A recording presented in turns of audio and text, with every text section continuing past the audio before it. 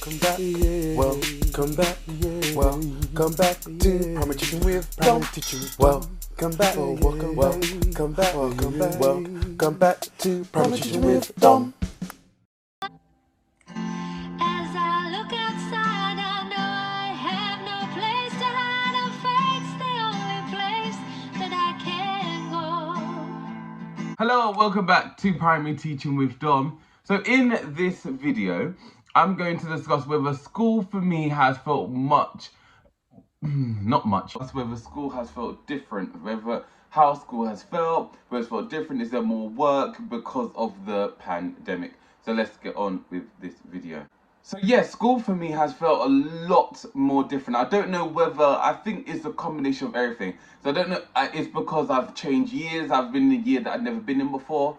I'm in year 3 now, a teacher in year 1 for 2 years, and then on my PGC, I was in year 1 and year 5.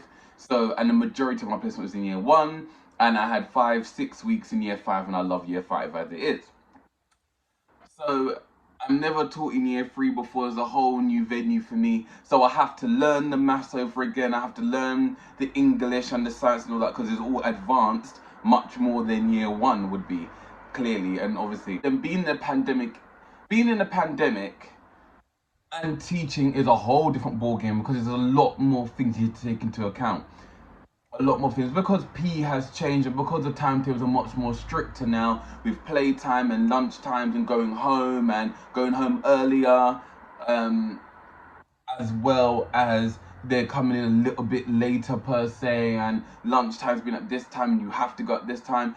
It's very, very much more difficult to get lessons done now that I have seen, because now you're gonna have to kind of rush a subject to get this subject in, or in some cases you're gonna you have to miss out on a lesson, so that means you can get this lesson done, and it's really, really hard sometimes.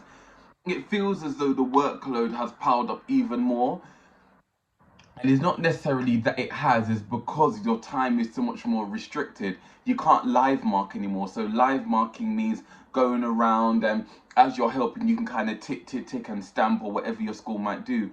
We're not able to do that now. So because we're not able to do that, we have to then mark after school. So in the day, let's say you're doing English, maths, and science, that's like 30 children, and that's 30 books per lesson. So 30, 60, 90.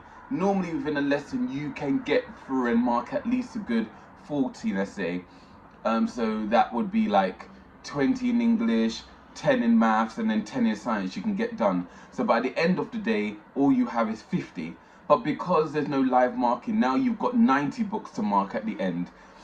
And it's so much more harder, because you've got to mark and so on. And because you can't live mark anymore, because, touching and all of that, if a child needs catch-up lessons in the afternoon, which would do catch-up maths or something, or catch-up English or whatever it might be, it's harder now, because you can't. Sometimes you just got to, you see the child hasn't got it, and you really want to be able to solidify that learning in the afternoon, because they just need that little bit of catching up time, but you can't, because either you haven't marked it yet, because you can't, or there's just no time in the afternoon to do it anymore. So those things is quite harder now, and it's so much more hard that you can't get to every single child.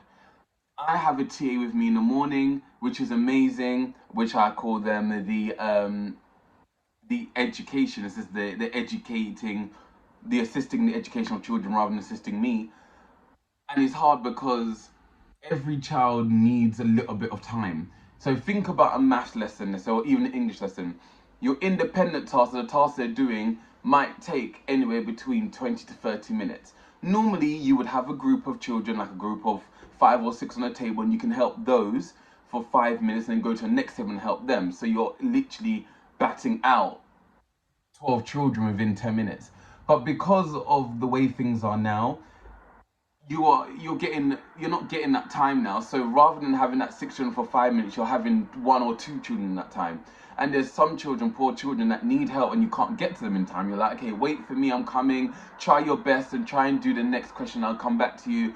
And by the time you get to them, lesson's over. You got to go now. So it's a lot harder, and I'm trying to find ways to help children. So whether I'm scaffolding the lesson even more than I would do before, so the task is much more simple so they can do it.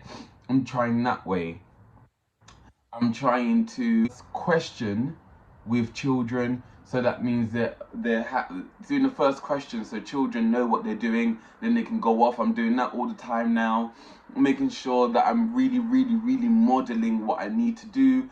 That's something else I'm doing, and it takes much more work than it did before. Normally I would scaffold, normally I would do everything I need to do, but I would have a group of six. It would have a group of six, and then you would alternate, so you would kind of go around like this. It'll be so much more easier, but now because you can't, it just takes a lot of time, and I feel even more teacher guilt because I can't get to them, and I feel really sorry for that, and it reflects in their work because they didn't get the help they needed to assist on that, you know what I mean? So it does feel a lot more harder now being in school. It feels like there's a lot more pressure to get things done, just because there's not much time anymore in the school day. There wasn't time in the school day in general, but now I feel like there's definitely not. And sometimes I feel like I'm struggling. I feel like now sometimes I'm chasing my own self. So before, I'll be way in front. I could do this and do that in the afternoon, get this done, clean that, do that, and print this, print that for the next day and the day after. But now I can't. I feel like I'm chasing my tail. I feel like, oh, I can't mark that, so I have to mark that the next day. I'm behind in marking that, and it's a bit stressful sometimes. I'm getting used to it now, so I'm finding ways now to help myself a lot more. But teaching for a pandemic, guys, is not easy. It's a lot more harder, and I have not seen a teacher that said, "Oh, it's all easy and easy breezy," because it really is not. Yes,